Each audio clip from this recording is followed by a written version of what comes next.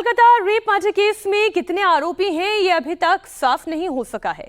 क्या अस्पताल में रची जाने वाली साजिश से डॉक्टर खौफ में हैं या अस्पताल की बिल्डिंग ही उन्हें डरा रही है? अनहोनी की वो कौन सी आशंका है जो इन्हें अस्पताल में जाने से रोक रही है? कौन है जो डॉक्टर्स को धमका रही हैं, डरा रही हैं? देखिए इस रिपोर्ट में।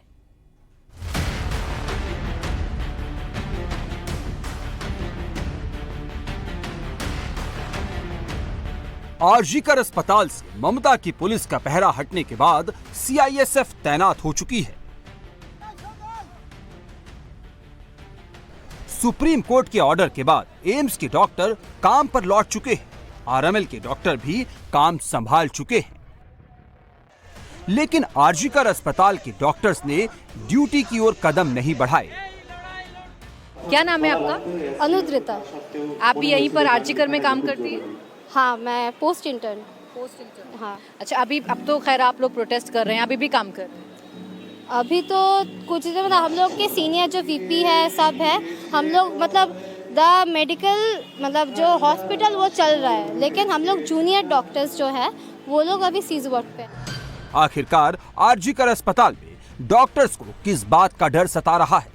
संदीप घोष को हटाने के बाद भी डॉक्टर्स काम पर लौटने को तैयार क्यों नहीं है? सीआईएसएफ की सिक्योरिटी के बाद भी डॉक्टर्स दहशत में क्यों हैं? आरजीकर मेडिकल कॉलेज में सीआईएसएफ मोर्चा संभाल चुकी है। मेडिकल स्टाफ की सिक्योरिटी के लिए सीआईएसएफ अलर्ट है। हॉस्टल से लेकर अस्पताल तक सघन पहरा है। सुप्रीम कोर्ट ने अपने जजमेंट में कहा कि आरजीकर मेडिकल कॉलेज और अस्पताल की जो सुरक्षा है वो सुरक्षा सीआईएसएफ के ऊपर दिया जाए। तो अभी जो देखा जा रहा है कि सीआईएसएफ की पूरी टीम आरजीकर मेडिकल कॉलेज और अस्पताल में पहुंच चुकी है और आरजीकर मेडिकल कॉलेज अस्पताल के जो सुरक्षा व्यवस्था है वो सीआईएसएफ ले लेगी। और आज जैसे कि देखा जा रहा है आरजीकर मेडिकल कॉलेज और अस्पताल में सीआईएसएफ की पूरी टीम पहुंच चुकी है और अस्पताल के चप्पे चप्पे में वो सुरक्षा अब से देंगे। आरजीकर मेडिकल कॉलेज और अस्पताल में सीआईएसएफ की 2 कंपनी तैनात की गई है। इसमें 50 महिलाओं की खास टीम है जो खास तौर पर वर्क प्लेस, वार्ड और महिला छात्रावासों की सुरक्षा करेगी। सीआईएसएफ अस्पताल में एक कंट्रोल रूम और स्कैनिंग मशीन लगाने पर भी विचार कर रही है। सीआईएसएफ की तैनाती के बाद भी आरजीकर के डॉक्टर्स काम पर लौटने को तैयार नहीं है। उनकी हड़ताल अभी भी जारी है। दरअसल ट्रेनी डॉक्टर के मर्डर के बाद आरजीकर अस्पताल ऐसी जगह बन चुका है जहां कोई डॉक्टर जाने को तैयार नहीं है। उन्हें हर कदम पर डर सता रहा है।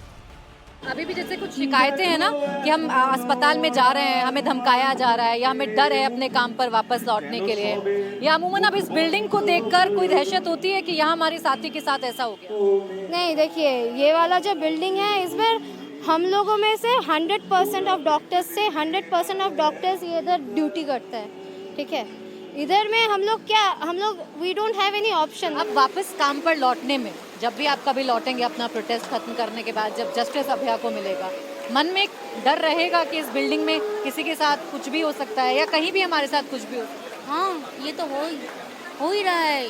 जो इस बिल्डिंग में हम लोग मैंने रात 11, 1 बजे, 2 बजे जो कोई डर नहीं था, लेकिन हम लोगों को ना अभी डर लग रहा है कि हमारे वार्ड में भी काम पेशेंट के साथ काम करते करते भी हम लोग के साथ कुछ भी हो सकता है। तो मेरा नाइट शिफ्ट था 8, 9 और 10 को। तो 9 को जब मैं नाइट शिफ्ट में गई, I was not able to walk to my hospital कि वहाँ से मैं चल के जा पाऊँ। डर लग रहा था। और मेरे हॉस्पिटल से जो हम लोग का चेंजिंग रूम है वो थोड़ा डिस्टेंस में है, तो आपको वॉशरूम जाने के लिए वहाँ जाना पड़ता है। वो डर लग रहा था मुझको कि मैं वो वॉशरूम तक जा भी पाऊंगी या नहीं। मतलब रात भर मैंने पानी नहीं पिया था कि मुझे उस टाइम जाना पड़े, क्योंकि वो एकदम फ्रेश था उस दिन and I was petrified, literally I was terrified. Night में आप लोगों ने काम किया है? पहले जब नाइट में काम करते थे और अब क्या बदला हुआ महसूस करेंगे आप? मतलब यही महसूस करता डर जो है सिक्योरिटी का, जो मैं अब जो है जो हम लोग का जो मोटो है कि we need security at our night duty. क्योंकि आरजीकर अस्पताल में गुंडे भी हैं, मौत का डर भी है, अस्पताल प्रबंधन का खौफ भी है। और इसका जिक्र आज सुप्रीम कोर्ट में भी किया गया। जूनियर रेजिडेंट की ओर से वकील गीता लूथरा ने कहा कि जूनियर डॉक्टर्स को प्रशासन, अस्पताल प्रबंधन की ओर से धमकी दी जा रही है। सुप्रीम कोर्ट ने इस मामले को बेहद गंभीर बताया है। सॉलिसिटर जनरल तुषार मेहता ने कहा कि हमें इसकी जानकारी दीजिए, हम सीआईएसएफ को जरूरी कदम उठाने के लिए कहेंगे। सवाल ये है कि डॉक्टर्स को धमकी कौन दे रहा है, क्यों दे रहा है? अस्पताल को डॉक्टर साजिश का अड्डा क्यों बता रहे हैं? आरजीकर में ऐसा क्या है कि मेडिकल स्टाफ काम नहीं करना चाहता? केस से जुड़े वकीलों की जुबानी सुन लीजिए। ये सिंपल रेप एंड मर्डर का केस हो ही नहीं सकता। This is a case of corruption, उसके बाद rape and a cover up. RG Kar का करप्शन के बारे में सबको मालूम है। वहाँ का जो x superintendent of deputy superintendent था, लगातार कंप्लेन करते गए। वो 2022 में भी 23 में भी कंप्लेन किया, बीच में भी किया, सीएम के घर में जाके किया, एंटी करप्शन ब्रांच में किया, सिविल विजिलेंस में किया, कल टाला पीएस में जाके भी किया, लेकिन कोई स्टेप नहीं हुआ। तो क्यों नहीं हुआ? उसके बाद ये मर्डर, बहुत सारा क्वेश्चन है इसमें।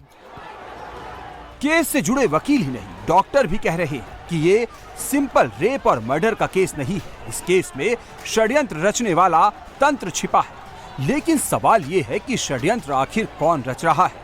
डॉक्टर्स किसके निशाने पर हैं? सब बताएंगे। पहले अस्पताल में हुआ घटनाक्रम देख लीजिए।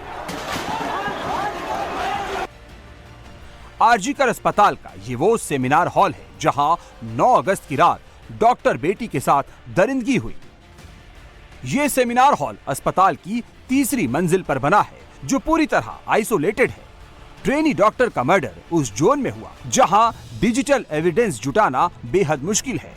उस जगह हुआ है जहां एविडेंस टेम्पर करना बेहद आसान है। ट्रेनी डॉक्टर के साथ हुई दरिंदगी के बाद अस्पताल में जब डॉक्टर प्रदर्शन करने बैठे तो उन पर भी हमला बोल दिया गया। 7,000 गुंडों की फौज ने जमकर तोड़फोड़ की। अस्पताल पर हमले के केस में 3 दर्जन से ज्यादा गिरफ्तारियां हो चुकी हैं, लेकिन अभी तक ये साफ नहीं हो सका है कि ये हमला किसके इशारे पर किया गया। इस हमले का मोटिव क्या था? आरजीकर अस्पताल ऐसी जगह है जहां दिन हो या रात हजारों लोग मौजूद रहते हैं।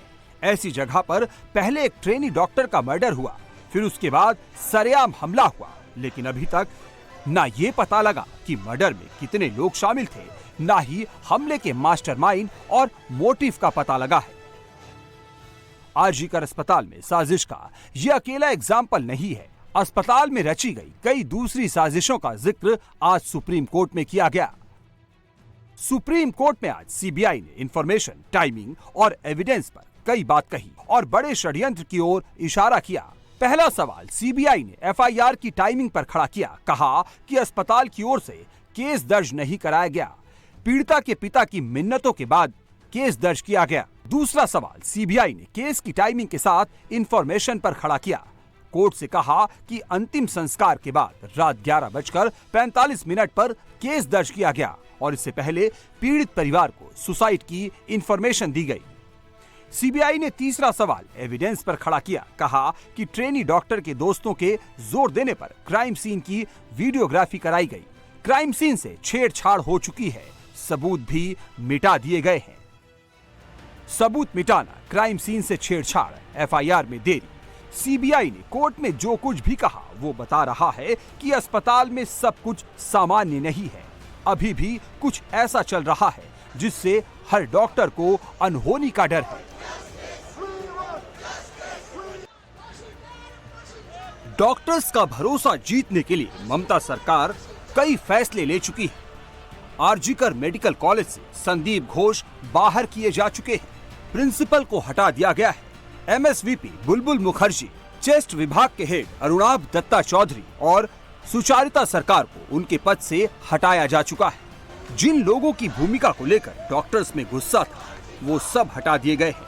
फिर भी डॉक्टर काम पर क्यों नहीं लौटे? उनका गुस्सा और डर खत्म क्यों नहीं हो रहा? समझ लीजिए। कोलकाता में ट्रेनी डॉक्टर के समर्थन में आवाज उठाने वालों को जान से मारने, रेप की धमकियां दी जा रही हैं।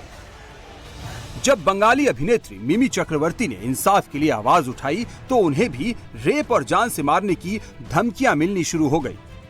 मिमी चक्रवर्ती को जैसे धमकियां मिल रही है, वैसी ही धमकियां प्रोटेस्ट करने वाले डॉक्टर्स को भी मिल रही है। और डॉक्टर्स का भरोसा ना पुलिस पर है और ना ही अस्पताल के प्रबंधन पर, क्योंकि ट्रेनी डॉक्टर के मर्डर के बाद अस्पताल प्रबंधन को जो एक्शन लेना था वो उसने नहीं लिया।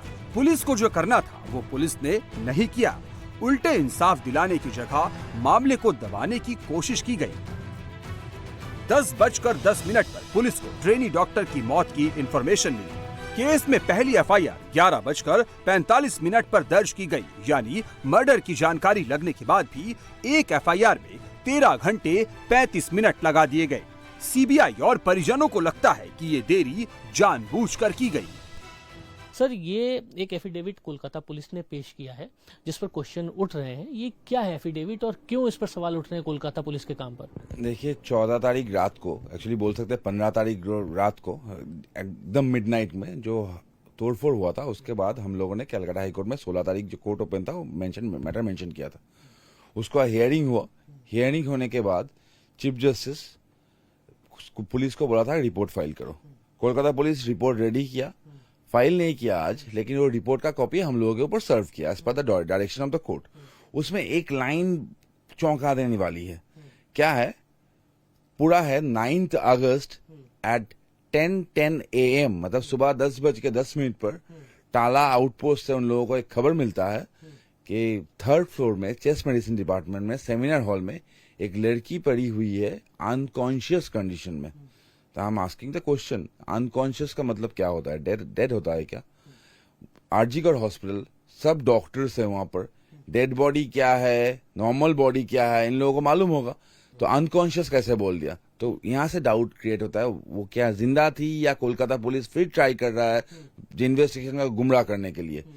क्योंकि पीएम रिपोर्ट के हिसाब से 3 से 4 बजे के अंदर मौत हुआ था सुबह। अगर वो होता है तो ये रिपोर्ट गलत है, अगर वो होता है तो ये रिपोर्ट गलत है, या उनको कोई इन्फॉर्मेशन दिया था, गलत इन्फॉर्मेशन दिया था। गलत इन्फॉर्मेशन अगर दिया गया तो क्यों दिया गया? क्या कवर अप है? क्या इश्यूज है? डॉक्टर्स को लगता है कि अस्पताल में उनकी जिंदगी सेफ नहीं है। जो ट्रेनी डॉक्टर के साथ हुआ वो उनके साथ भी हो सकता है, इसलिए डॉक्टर डरे हुए हैं। साजिश को लेकर सबसे ज्यादा सवाल अस्पताल प्रबंधन पर उठ रहे हैं। मेडिकल कॉलेज के प्रिंसिपल संदीप घोष सबसे बड़ा सस्पेक्ट है। यही वजह है कि सीबीआई की टीम आज संदीप घोष को पॉलीग्राफी टेस्ट की मंजूरी के लिए कोर्ट लेकर पहुंच गई। 4 ट्रेनी डॉक्टर्स को भी कोर्ट लाया गया। कोर्ट ने इन लोगों के पॉलीग्राफी टेस्ट की परमिशन दे दी है। अब सीबीआई की टीम 6 लोगों का पॉलीग्राफी टेस्ट कर बयान क्रॉस वेरीफाई करेगी। इनमें कौन कौन शामिल है जान लीजिए।